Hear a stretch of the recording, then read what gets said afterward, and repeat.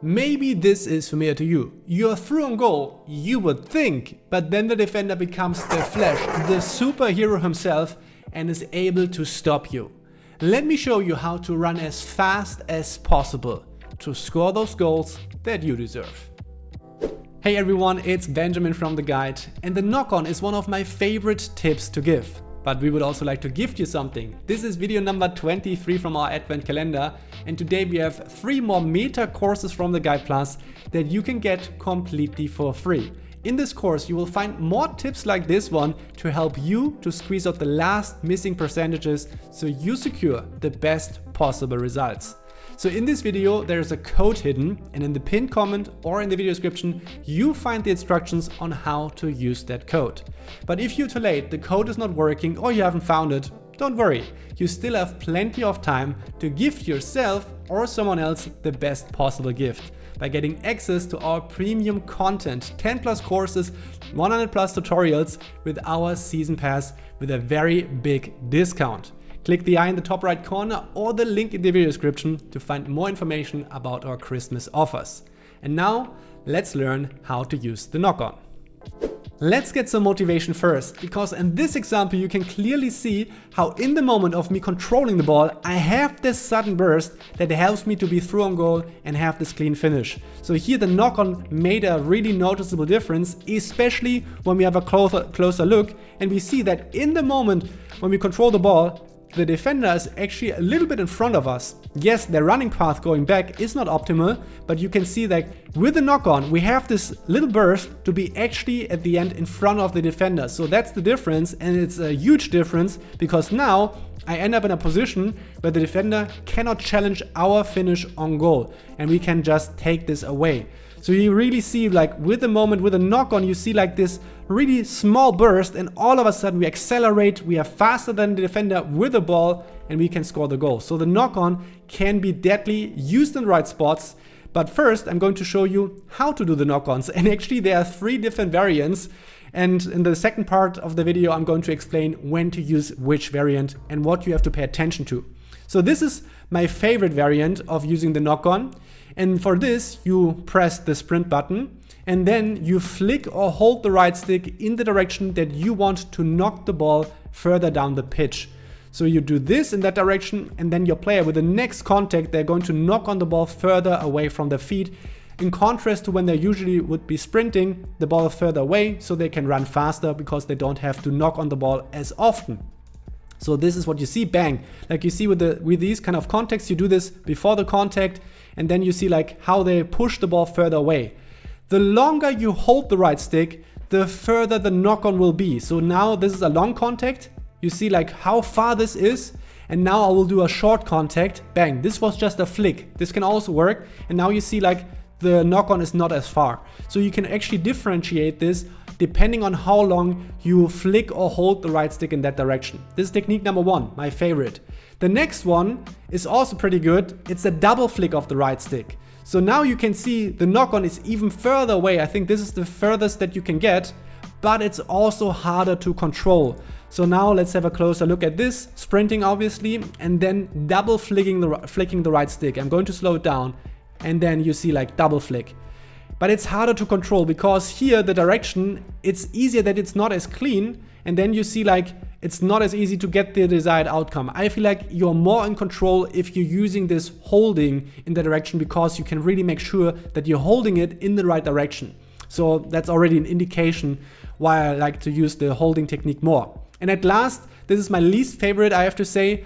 It's double tapping the sprint button. It's also a knock-on, but it's not as consistent from my experience, and I don't see as much use case for that, but I just want to also explain it. So here, you're not using the right stick, but you're sprinting and then double tapping the sprint button to get this knock-on effect.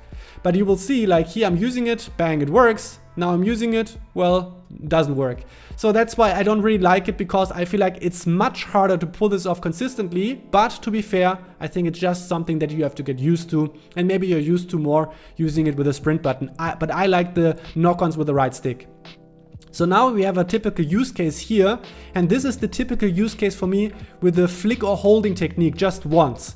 because I like to use this when I want to control the ball, when I'm already like sprinting. So here we have tons of space in front of us and we want to make sure that we maintain our strong position. So like this is the use case, already sprinting, the first contact. You see, now I'm pressing the right stick or flick or holding the right stick in this direction with the sprint button. So I get this knock on far away, helps me like this one contact to be just in front of the defenders. And at the end, I actually can take one slow contact because I have so much space. I don't have any pressure from the defenders. So I have a clean finish. So this knock-on helps a lot for the first contact. I think this is the best use case. This one-time flick holding knock-on is really good for controlling the ball when you're already sprinting. So that's how I like to use it.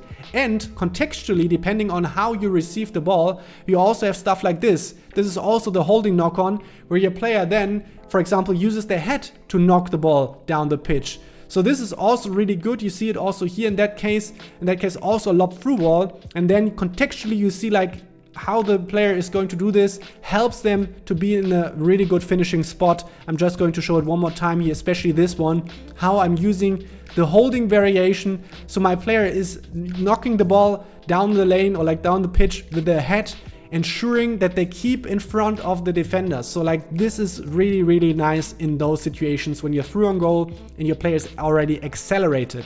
Similar case here, using the knock-on to ensure that you have keep a lot of momentum going. Bang, you see like how my player controlled the ball to be then here one more time. This is crucial. Without the knock-on, the defender might have been a bit faster than my attacker and would have been able to tackle the ball away. No goal for me. So this is how you use the holding knock-on, like to say.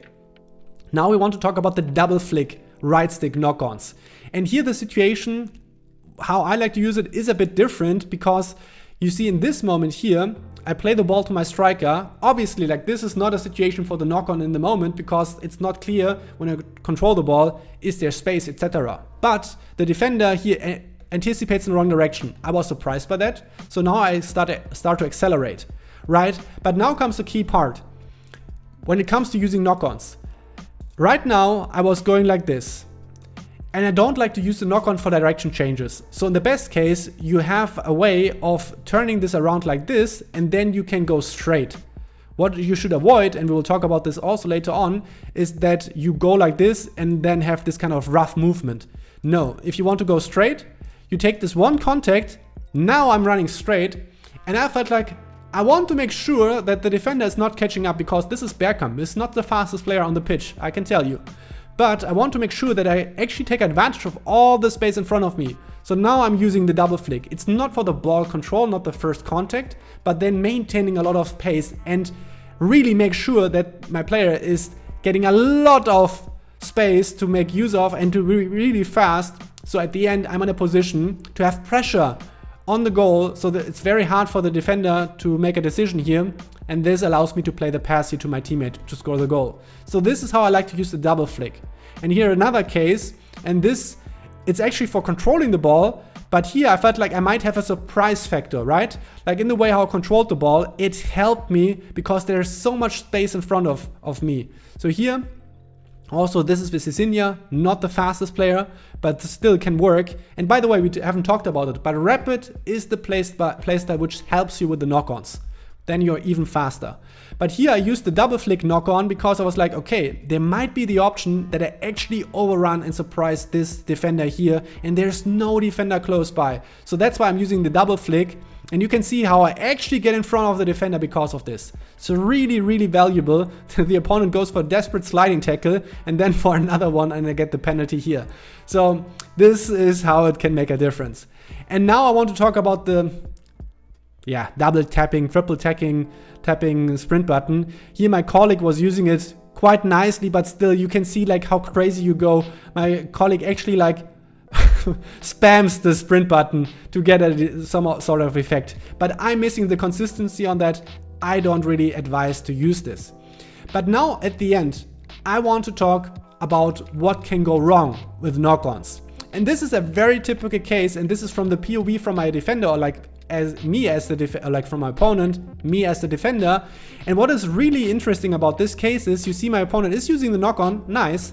Now it's going for another knock-on, And my player is actually, even though I'm not really pointing in that direction, but the ball is so far away, the game doesn't give ball control to the attacker anymore, and my defender gets automatically drawn into the situation and wins the ball. So like this is always a potential that can go wrong, or like some issue that can go wrong, that with this knock-on, you lose control over the ball, and you invite the defenders to just take the ball away. So you have to be really smart about when using it, because otherwise you lose the chance of maintaining ball control. So this is also what you see here in this example.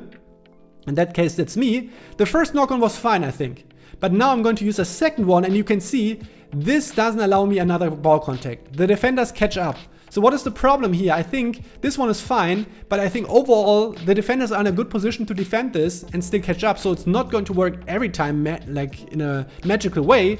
But what is critical here, if I'm using it another time, now I won't have another ball contact. If I would have just sprinted normally, I would have been able to recognize, oh, I won't make it. So maybe I'm just slowing down and give some other ways of playing this out a chance. But that's a potential downside of using the knock-on too much, that you invite the defenders to get access to the ball. And here we have the case that I just talked about. Using the knock-on in a bad angle allows also the defenders to get into those running duels. Because first of all, you can see the defender's already fully accelerated, and I'm running more or less like this. And now I do the knock-on in this direction. These are the sharp edges, and you're going to lose some pace in that. That's completely normal, because you're not running optimal. You have to accelerate in a different direction. So you see, like in the moment of me controlling the ball, I'm getting actually a bit slower. And also maybe my player is missing the rapid play style, and therefore the defender easily catches up. So if this is happening, pay attention to the angles, how you use the knock-on. And at last, I want to show you this example, how it can be problematic if you're using the knock-on too much. Well, you might be just too fast, and you might be surprised. So here I'm using the knock-on to control the ball. Very, very clear, I would say. But then I'm using it, and I think I'm not using it again, but I just have like 2 ball contacts. And at the end, I end up in a position so close towards the goalkeeper. So you're also vulnerable to goalkeeper rushing out and stuff like this, because you have less ball contacts, and this is going to reduce your flexibility on the perfect timing for the finish. So that's also my warning for the knock-on, and I hope this was helpful to learn and how to master the knock-on and how to use it in the best way. Let us know if this was helpful for you, and check out our other helpful content or our premium content at the Guide Plus. Right now we have some really good offers going. Check out the links in the video description. Thanks for your attention. Keep a clean sheet. I'm out.